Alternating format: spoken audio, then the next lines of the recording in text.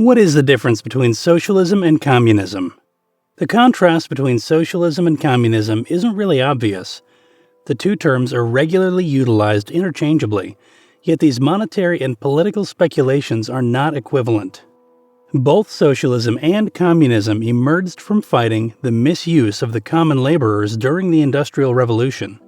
Watch this video till the end to know exactly what both terms mean. Let us know in the comments section about what you liked. Let's get right to the video, but first, like, share, and comment. Don't forget to subscribe to Economics YouTube channel and hit the bell icon for regular updates. So, let's get started. While uses of their monetary and social approaches shift, a few current nations, all philosophically against private enterprise, are seen as one or the other socialist or communist. To comprehend contemporary political discussions, it's critical to know the similarities and contrasts between socialism and communism. In both socialism and communism, individuals own the elements of monetary creation. The principal contrast is that under socialism, most property and financial assets are claimed and constrained by the state instead of individual residents. Under communism, all residents share similarly in monetary assets as designated by an equitably chosen government. Basic similarities. Socialism and communism both outgrew grass-attached resistance to the misuse of laborers by affluent organizations during the Industrial Revolution. Both expect that all labor and products will be created by government-controlled establishments or aggregate associations, instead of by exclusive organizations. Moreover, the focal government is principally answerable for all of financial arranging, including matters of the organic market. Basic differences. Under socialism, individuals are redressed or accommodated dependent on their necessities. In a lucid socialist society, the public authority gives most or all food, apparel, lodging, and different necessities dependent on what it considers to be the requirements of individuals. Communism depends on why individuals will be repaid depending on their degree of individual commitment to the economy. Exertion and development are subsequently remunerated under communism. Now that we have understood the basic similarities and differences of both terms, we can move on to understanding deeply what communism and socialism stand for. Pure communism. Unadulterated socialism is a monetary, political, and social framework in which most or all property and assets are all in all possessed by a sans class society instead of by singular residents. As per the hypothesis created by the German logician, business analyst, and political scholar Karl Marx, unadulterated socialism brings about a general public where all individuals are equivalent, and there is no requirement for cash or the collection of individual abundance. There is no private responsibility for assets, with a focal government controlling all features of creation. The necessities of individuals appropriate monetary yield. Social rubbing among white and common laborers and country and metropolitan societies will be disposed of, liberating every individual to accomplish their most elevated human potential. Under unadulterated socialism, the focal government gives individuals all essential requirements like food, lodging, training, and clinical consideration. In this way, permitting individuals to share similarly from the advantages of aggregate work. Free admittance to these necessities relies upon steady advances in innovation, adding to ever more prominent creation.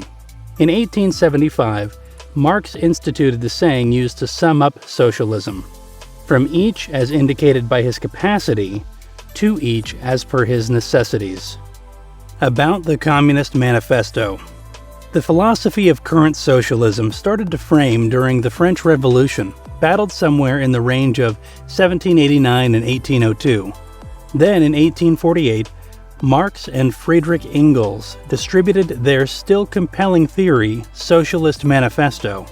Rather than the Christian hints of prior socialist methods of reasoning, Marx and Engels proposed that advanced socialism required a materialistic and logical investigation of the past and the fate of human culture. The historical backdrop of all until now existing society, they stated, is the historical backdrop of class battles. The Communist Manifesto portrays the French Revolution as when the bourgeois or shipper class assumed responsibility for France's monetary methods of creation and supplanted the medieval force structure, making it ready for private enterprise.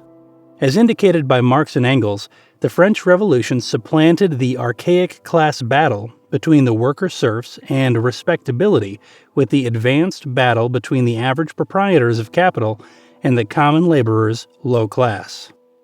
We sincerely hope that by now you have thoroughly understood the workings of a communist country and you're ready to move on to socialism. But first, don't forget to like, share, and comment on this video. Also, support this channel by subscribing and turning on the notifications. Pure socialism. Unadulterated communism is a financial framework under which every person, through a fairly chosen government, is given an equivalent portion of the four components of monetary creation: work, business, capital, merchandise, and regular assets. Fundamentally, communism depends on the understanding that all individuals normally need to collaborate. However, they are limited from doing this as such by the serious idea of free enterprise.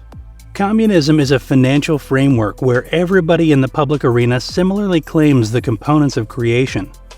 The proprietorship is obtained through a justly chosen government.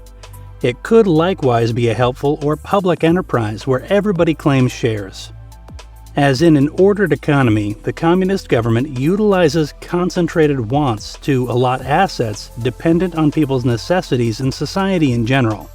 Thus, financial yield is dispersed by every individual's capacity and level of commitment. In 1980, American creator and humanist Gregory Paul gave recognition to Marx in begetting the expression usually used to depict communism. From each as indicated by his capacity, to each as per his commitment. All about social democracy. Majority rule communism is a financial, social, and political philosophy holding that while both the general public and economy ought to be run fairly, they ought to be committed to addressing the necessities of individuals overall, instead of empowering singular success, as in free enterprise. Popularity-based communists advocate the progress of society from free enterprise to communism through existing participatory majority rule measures instead of transformation as portrayed by conventional Marxism. All-around utilized administrations like lodging, utilities, mass travel, and medical care are circulated by the public authority, while an unrestricted industrialist economy conveys shopper merchandise. The last 50% of the 20th century saw the rise of a more moderate form of communist populist government, supporting a combination of communist and entrepreneur control of all methods for monetary creation, enhanced by broad social government assistance projects to help give the fundamental requirements of individuals. Countries that follow socialism.